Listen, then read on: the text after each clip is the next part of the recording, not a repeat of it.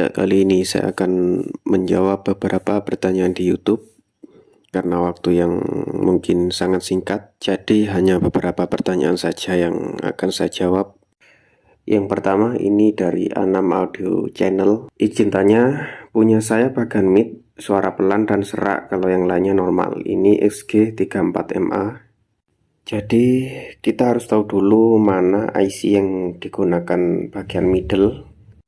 Ini juga sering saya jelaskan.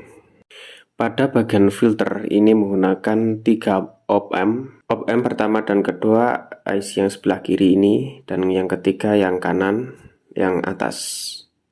IC yang ini silakan dicek atau diganti, nggak usah beli yang baru ya, silakan ganti pakai IC yang di sebelahnya, dipindah ke ini. Jika diganti masih tetap berarti bukan masalah dari IC bagian filternya, bisa dicek di bagian penguat outputnya, penguat output middle, IC-nya yang ini. Jika IC bagian filter dan penguat outputnya normal, silahkan cek jalurnya. Jadi jalur yang terhubung ke IC filter dan penguat silahkan dicek. Jadi setiap ada problem silahkan cek IC dan jalur, itu yang pertama. Kemudian dari Zainal Abidin, kalau pakai insert itu cara pasangnya gimana? Maksudnya in out yang ke soket. Untuk Mas Zainal Abidin bisa lihat di videonya Abirena, channel Abirena, atau silakan cari cara pasang soket insert. Nah, yang paling atas ini video dari Abirena. Ini menjelaskan cara penyambungannya.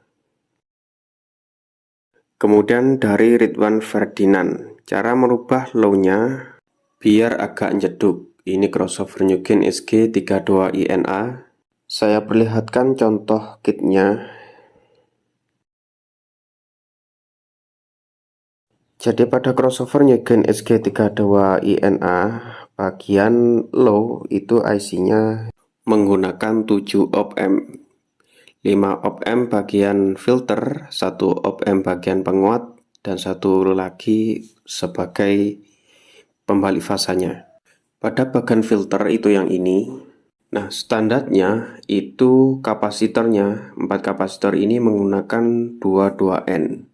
Sesuai yang tertulis di PCB-nya itu 22N. Nah, tapi jika PCB-nya, kitnya dapat dari cabang Surabaya, biasanya dikasih 47N. Nah, untuk Mas Ridwan Ferdinand, silakan 4 kapasitor ini dikembalikan ke 22N sesuai standarnya. Jika sesuai standarnya, maka area roll off-nya itu bisa disetting 70 Hz sampai 1 kHz. Jika pakai 47N, maka nggak sampai 1 kHz. Nanti ya agak ngesup sih, terlalu ngesup. Kemudian ini dari Khairul Rengga. Ada problem di kit MB232N. Awalnya normal, kelama-kelamaan suara kecil. Sudah diganti IC sama saja, apalagi yang harus dicek. Jadi ini mixer MB232N.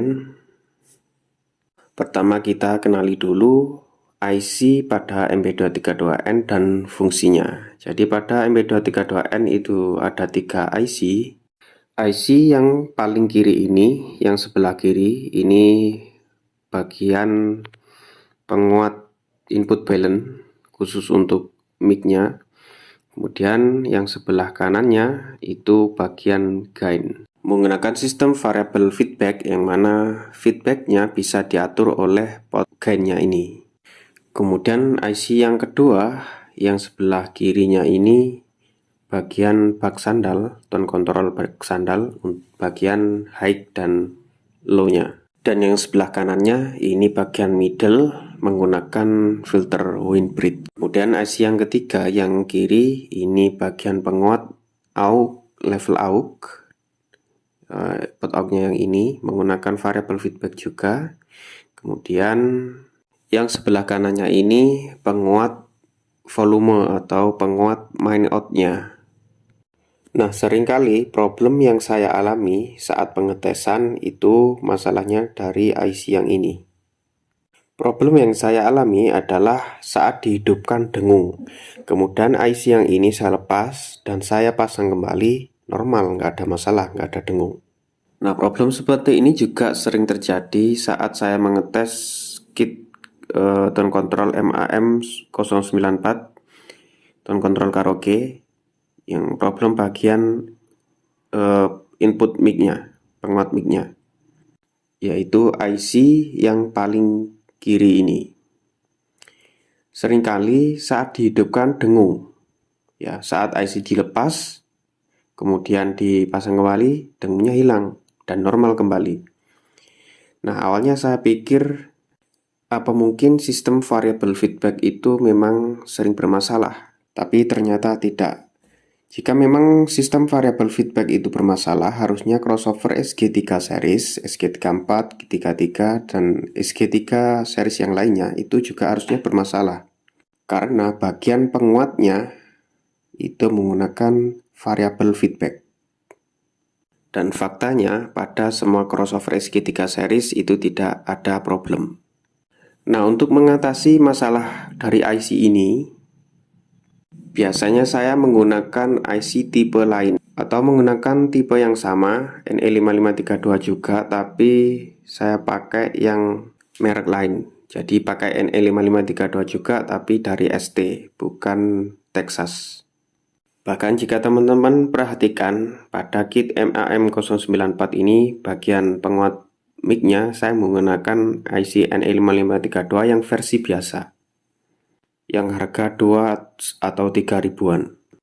Dan sekarang saya malah berpikir, apakah IC yang seperti ini yang sering bermasalah? Karena faktanya dulu saya nggak pernah mengalami problem seperti ini. Jadi untuk Mas Khairul Rengga, coba IC yang bagian penguat, volume, dan aux ini diganti tipe lain, atau tipe yang sama tapi merek lain, misalkan ST atau Signetic atau Philips. Ya, mungkin itu dulu beberapa pertanyaan yang bisa saya jawab saat ini. Jika ada pertanyaan yang mendesak, mungkin bisa hubungi Mamcorp di WhatsApp atau email. Dan ingat, selalu ambil informasi tentang produk Mam Audio, Nukin, dan Pesona Metrik dari Mamcorp, baik dari website maupun channel resmi Mamcorp Elektronik, dan juga grup Facebook Mamcorp Elektronik.